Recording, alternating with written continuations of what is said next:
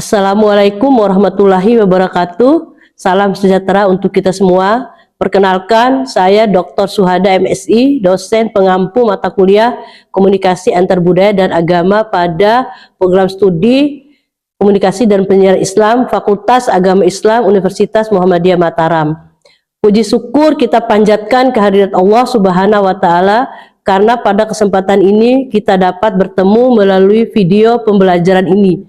Video ini saya buat sebagai salah satu kelengkapan persyaratan pengajuan sertifikasi dosen dalam penilaian persepsional diri atas unjuk kerja Tridharma Perguruan Tinggi atau PPD UKTPT, khususnya pada bidang pendidikan dan pengajaran. Nah, melalui video ini saya ingin memperkenalkan sekaligus menjelaskan gambaran umum rencana pembelajaran semester atau RPS, mata kuliah antar budaya dan agama. Harapan saya sebelum mengikuti perkuliahan, mahasiswa sudah memiliki pemahaman mengenai apa saja yang akan dipelajari, kompetensi apa yang harus dicapai, bagaimana proses pembelajaran akan berlangsung, dan bagaimana hasil belajar nantinya akan dievaluasi. Mata kuliah Komunikasi Antar Budaya dan Agama merupakan mata kuliah wajib pada program studi Komunikasi dan Penyiaran Islam dengan bobot 2 SKS yang ditempuh pada semester 3 di semester ganjil. Proses pembelajaran akan dilaksanakan selama 16 kali pertemuan yang terdiri atas 14 kali perkuliahan, 1 kali ujian tengah semester, dan 1 kali ujian akhir semester. Nah, mengapa mata kuliah ini penting? Karena kita hidup di tengah masyarakat yang sangat beragam, baik dari sisi budaya, bahasa, suku, maupun agama. Sebagai mahasiswa komunikasi dan penyiaran Islam, tentu kita tidak hanya cukup memahami teori komunikasi, kita juga perlu memahami bagaimana cara berkomunikasi dengan masyarakat dan memiliki latar belakang yang berbeda, sehingga pesan yang kita sampaikan dapat diterima dengan baik, tetap menghargai perbedaan dan tidak menimbulkan kesalahpahaman. Melalui mata kuliah ini, mahasiswa diharapkan mampu memahami konsep komunikasi antar budaya dan komunikasi antar agama secara komprehensif serta mampu menerapkannya dalam kehidupan bermasyarakat maupun dalam praktik komunikasi profesional. Nah, ada 5 capaian pembelajaran mata kuliah atau CPMK yang akan kita pelajari bersama selama 1 semester. Yang pertama, mahasiswa mampu menguraikan pengertian, ruang lingkup, dan sejarah komunikasi antar budaya sebagai landasan untuk memahami konsep komunikasi lintas budaya. Yang kedua, mahasiswa mampu menjelaskan fungsi-fungsi komunikasi antar budaya dan agama serta memahami perannya dalam membangun hubungan sosial yang harmonis.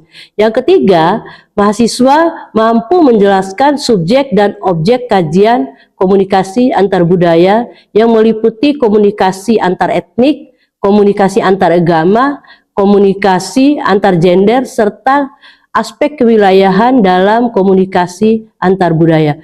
Yang keempat, mahasiswa mampu menjelaskan prinsip-prinsip komunikasi antar budaya serta menganalisis bagaimana prinsip-prinsip tersebut diterapkan sesuai dengan karakteristik budaya yang berkembang di masyarakat. Dan yang kelima, mahasiswa mampu menguraikan proses dan tahapan komunikasi antar budaya, memahami metode kajiannya, serta mengenal berbagai contoh penelitian dalam bidang komunikasi antar budaya dan komunikasi antar agama.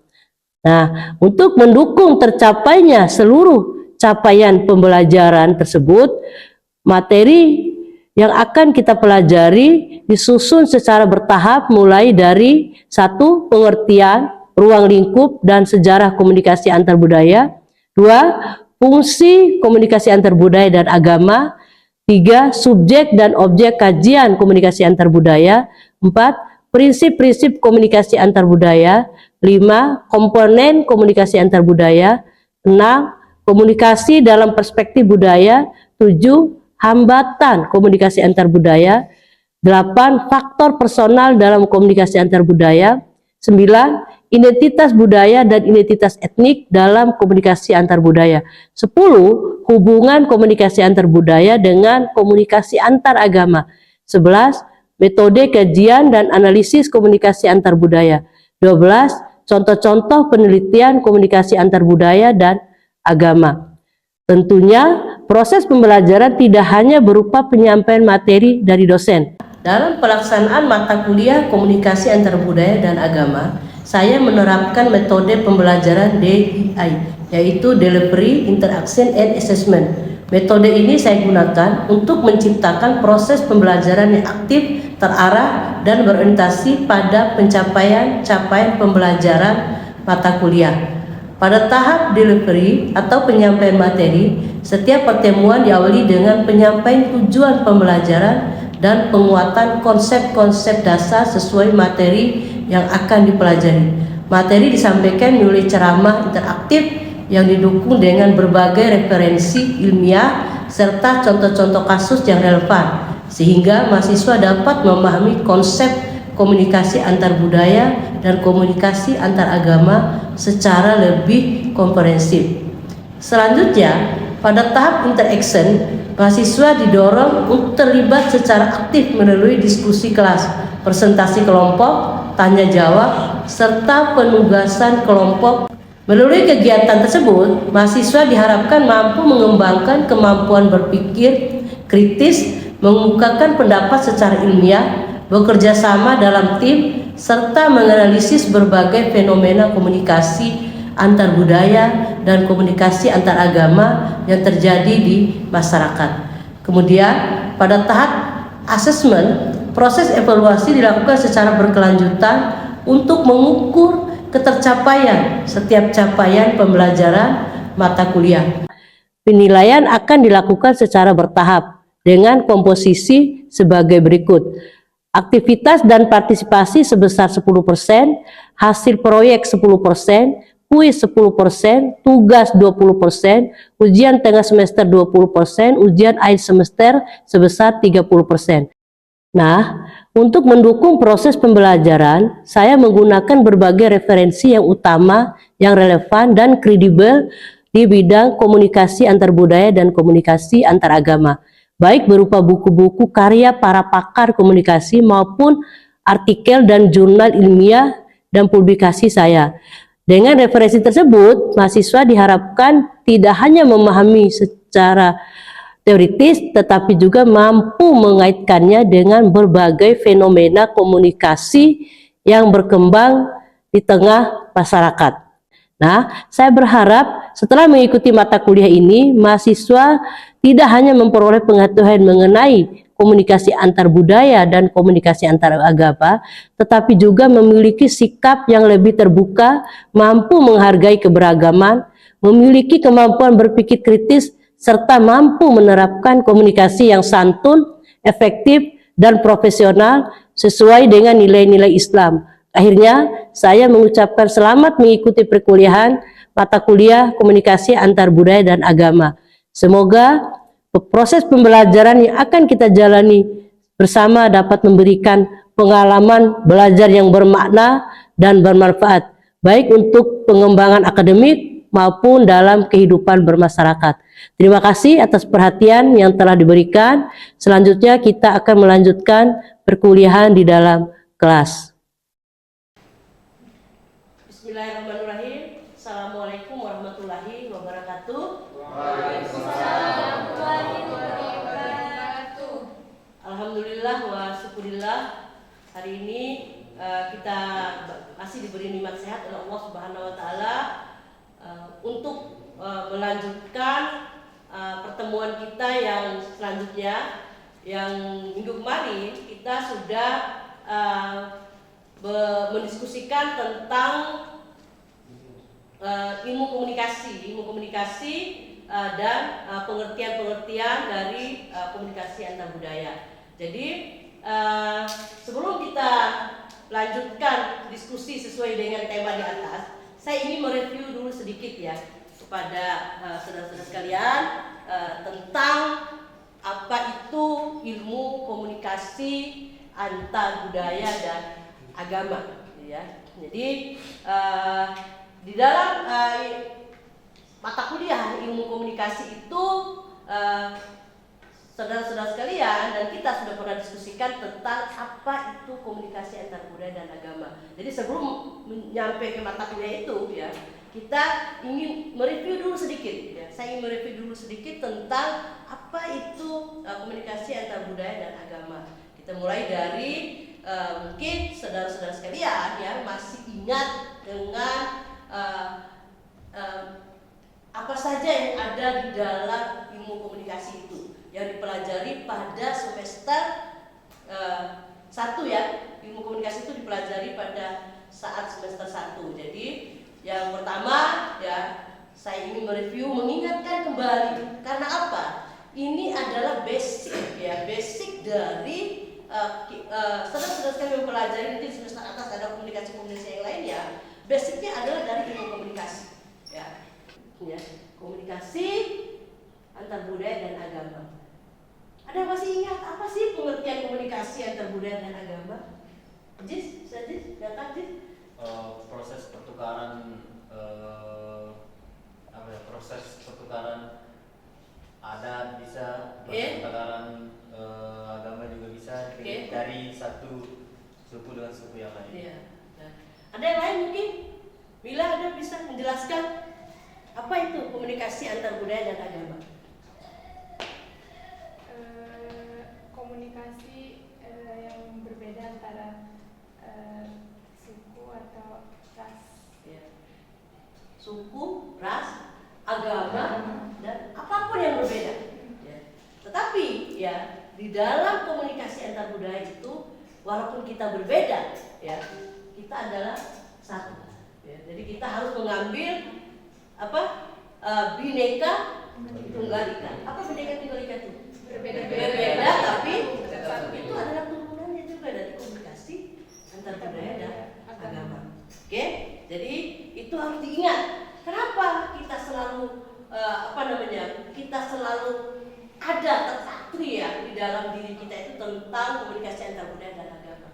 Karena apa? Di dalam ruangan kita ini aja ya ada yang berbeda suku.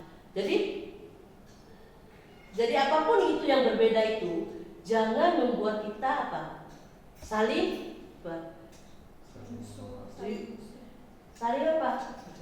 tidak bisa seiring sejalan.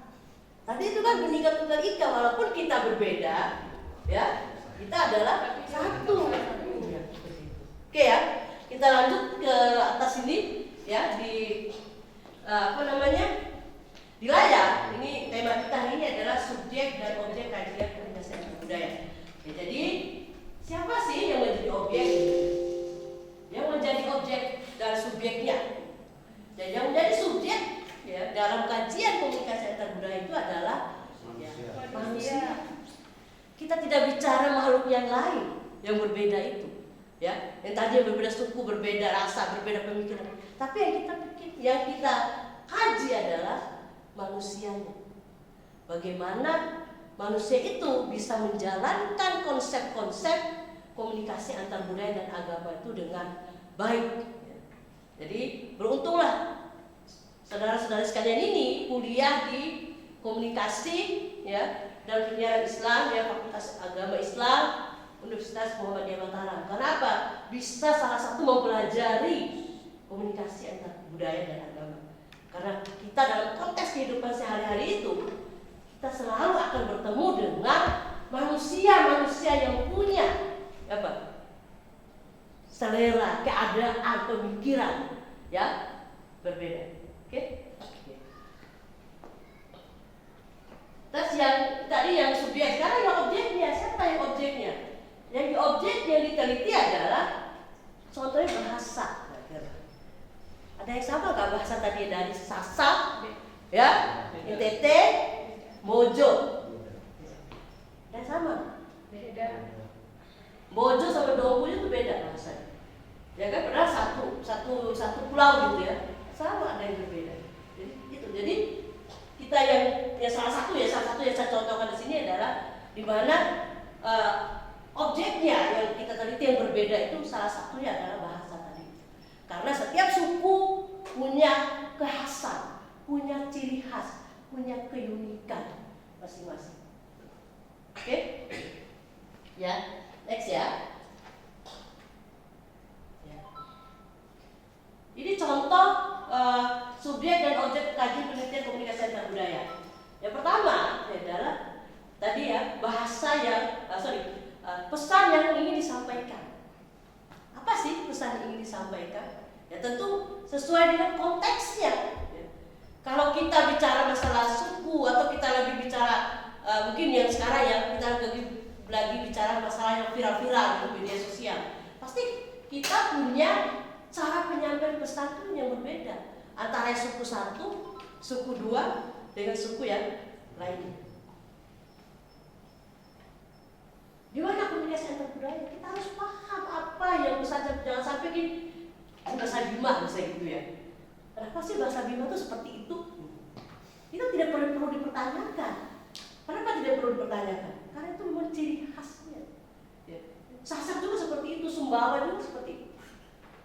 NTT juga seperti itu kan punya kekhasan sendiri. Jadi itu setiap bahasa yang digunakan itu kita harus saling memahami antara suku yang satu dengan suku yang lainnya.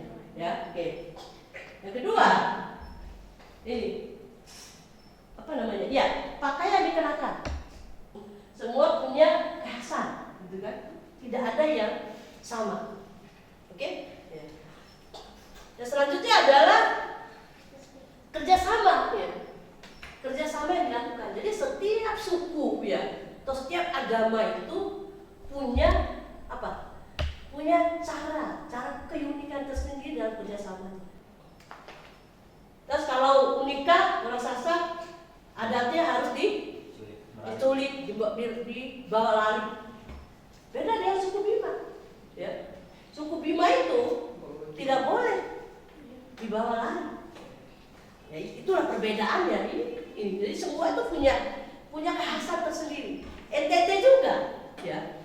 NTT kan yang saya tahu ya dari saya baca referensi buku-buku dan hasil penelitian mahasiswa itu ada juga rata-rata yang ada yang dibawa lari, tapi ada juga yang di apa namanya? Dilamar dengan membawa apa bahasanya itu? Bukan, ada yang ini ya, ada istilahnya itu. Kayak mahar apa namanya? Mahar. Bukan, ada apa nama istilah dari NTT itu? Istilah mas kawin. Iya, istilah mas kawin itu ada. Jadi intinya adalah punya kekhasan masing-masing ya seperti itu. Oke? Ya, oke, next ya, kita lanjut ya. Bahasa itu udah.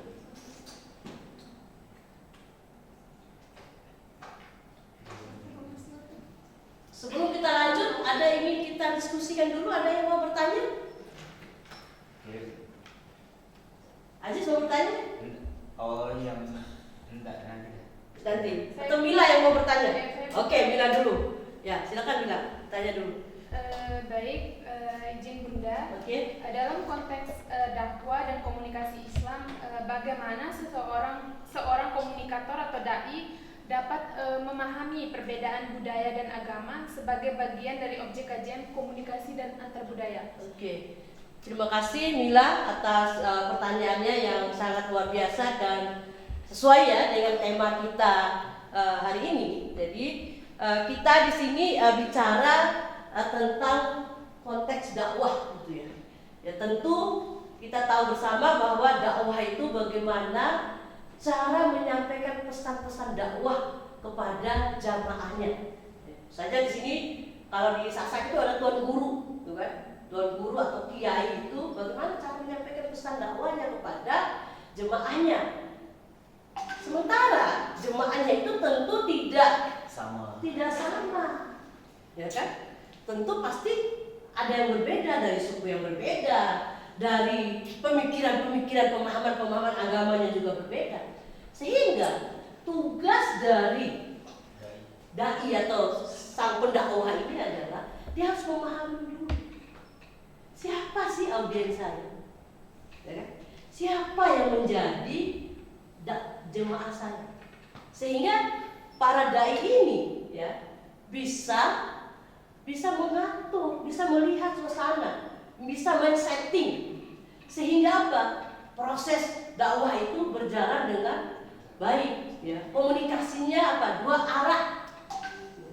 Tidak hanya dai atau dakwah tuan guru itu tadi aja yang bicara di depan, harus ada apa? Ada interaktif. Komunikasi harus dua arah. Kenapa seperti itu? Karena sang dai, ya, pendakwah tadi itu bisa memahami siapa komunikannya, siapa jemaahnya, ya kan? Sehingga apapun pesan yang disampaikan oleh komunikator atau dai tadi itu, ya, pendakwah tadi itu bisa sampai, bisa diaplikasikan oleh jemaah, ya, oleh jemaah dalam konteks kehidupannya sehari-hari, ya kan? Jadi apa yang pernah didengar, apa yang pernah yang dilihat oleh jemaah, ya, apa yang disampaikan oleh pendakwah itu betul-betul bisa diaplikasikan. Karena tadi itu sang dai tadi itu sudah bisa pandai dia mengemas, ya, mungkin pesannya, ya, sesuai dengan tema. Misalnya diundang dai itu pada saat Maulid Nabi, ya, dari sisi tema, ya, pasti dia apa yang dibahas. Biasanya pasti tidak akan jauh-jauh tentang Maulid Nabi, kelahiran Nabi dan lain sebagainya. Jadi itulah sang dai itu harus menjadi komunikator yang unggul, ya, yang cerdas. Karena dia apa, ya, ya, dan dia juga harus menjadi apa? Harus menjadi tauladan. Jangan sampai mengharapkan audiens itu menjadi baik, sementara apa? Sang dai-nya, ya, pendakwahnya, ya, seperti itu. Oke? Ya? Gimana? Bila? Paham, oke. Makasih ya. Oke. Sebelum ada lagi yang bertanya, kita lanjut dulu ya. Oke. Oke.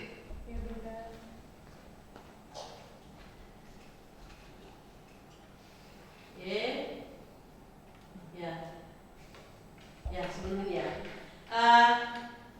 Lanjut ya. Ada beberapa pendapat, ya. Jadi saya kutip dari pendapatnya Andrik Purwasito dalam bukunya Komunikasi Multikultural. Andrik menyebut bahwa atau menyamakan istilah komunikasi antar budaya dengan komunikasi multikultural. Menurutnya, komunikasi multikultural terdiri 5 subjek kajian. Yang pertama itu komunikasi antar rasial. Gitu.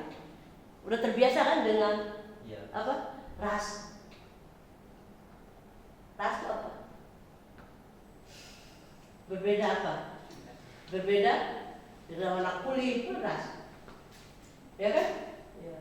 Jadi jangan itu sekarang itu di media sosial itu selalu rasisme, bullying. Itu tidak boleh. Bullying, kenapa kamu warna ini kulitnya? Itu bagian dari itu tidak boleh kita lakukan. Karena ini kita tidak ada yang mau warna kulit apa? Coklat. Tidak ada yang mau putih sekali gitu. Nah, ini kita harus memang ada pemberian dari, ya, kuasa, ya, Allah Subhanahu wa Ta'ala. Yang kedua, antar etnik. Jadi, ya, etnik tadi dari, ya, suku dan lain sebagainya. Antar agama. Seperti penelitian saya yang sudah banyak ditulis di beberapa, ada di Scopus, di Sinta 2 tentang antar agama ini, meneliti tentang Pratopat, ya, di mana itu ada 2 suku Sasak dan suku Bali, agama Islam dan agama Hindu, ya, itu. Jadi itu, nah selanjutnya antar kelas, ya. Jadi kita tuh punya apa? Punya kelas, ya, punya kelas masing-masing. Ada yang apa? Ya, ada ya, punya ada kelas, ya. Pasti kita tuh tidak ada yang berbeda. Setelah ini pasti menyadap sarjana misalnya, pasti semua pasti udah ada kelas masing-masing. Yang terakhir ini menurut Andrik ini adalah antar gender.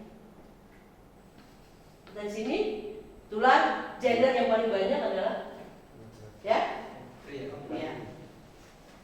Itu jadi kita di sini semua berbeda tadi, ya. Jadi walaupun berbeda, kita tidak boleh apa tadi? Saling ya, saling menghina, saling tadi itu kalau bahasa sekarang itu jangan saling membuli. Bully. Ini kaitannya. Oke? Sebelum saya lanjut, saya ingin ada lagi biar adil ya. Tadi sudah yang perempuan, saya ingin minta yang laki satu untuk bertanya. Ya. Silakan aja. Kalau ini kan komunikasi antar ini kan dia proses pertukaran makna dan budaya. Jadi kan pasti dalam proses itu ada saja masalah-masalah. Nah, masalah apa saja yang sering muncul dalam komunikasi antar budaya dan agama? Mungkin. Jadi yang ditanyakan Ajis itu adalah bagaimana hambatannya. Hambatan-hambatan tentu dalam konteks apapun semua pasti ada hambatannya. Kalau dalam bahasa komunikasi itu ada noise. Ya. Noise gitu ya, ada noise-nya, ada hambatannya. Di dalam komunikasi antar budaya itu noise-nya itu adalah tentu kalau dalam ini ya, kalau kita tidak bisa memahami perbedaan ini menurut Pak Aldi ini adalah pasti ada noise, pasti ada hambatannya, pasti kita akan terjadi hal-hal yang tidak kita inginkan. Kenapa ada disharmoni? Kenapa ada terjadi apa? Ada perkelahian antar kampung, perkelahian antar etnik ya, antar suku dan kenapa? Karena kita tidak saling memahami. Tadi perbedaan itu jangan menjadikan sesuatu yang bisa menghambat. Justru perbedaan itu harus bisa menyatukan. Sehingga noise-noise tadi itu bisa bisa dikurangi. Walaupun tetap ada noise, tapi kalau kita saling memahami, bisa saling menghargai, sehingga noise atau hambatan-hambatan itu akan bisa kita tanggulangi dan tidak ada hambatan-hambatan yang besar dalam konteks kehidupan kita sehari. Kalau kita bisa saling memahami, saling mengingatkan bahwa kehidupan kita ini memang dari Allah Subhanahu Wa Taala itu kita udah dibuat berbeda. Jadi dalam ayat Al-Quran juga kan sudah ada tentang perbedaan suku, ya. Itu yang harus kita ikuti. Jangan sampai persentase noise-nya, hambatannya lebih besar, ya, daripada saling memahami. Seharusnya apa? Persentase saling memahaminya lebih besar daripada noise-nya, hambatan-hambatannya. Jadi kita harus betul-betul saling memahami dengan perbedaan-perbedaan yang sudah dijelaskan yang dalam kutipan. Oke. Jadi karena sudah pertanyaan atau ada ingin bertanya lagi? Ada yang ingin bertanya lagi? Oke, sudah paham ya, alhamdulillah. Saya harapkan di mata kuliah kita ini ya, mata kuliah ini yang paling penting adalah di mata kuliah komunikasi antar budaya dan agama ini kita bisa saling memahami perbedaan-perbedaan dalam konteks kehidupan sosial kita, yang kita praktekkan, yang kita aplikasikan dalam konteks kehidupan kita sehari-hari. Ya, insya Allah kita akan bertemu lagi minggu depan melanjutkan tema yang berbeda sesuai dengan rencana pembelajaran semester kita. Oke, insya Allah kita akan diskusi lebih seru lagi. Yang lain juga harus bisa bertanya lagi ya. Oke, insya Allah kita bertemu lagi minggu depan. Kita akhiri pertemuan kita hari ini dengan ucapan hamdallah, alhamdulillahirabbil alamin, barakallah. Assalamualaikum warahmatullahi wabarakatuh. Waalaikumsalam.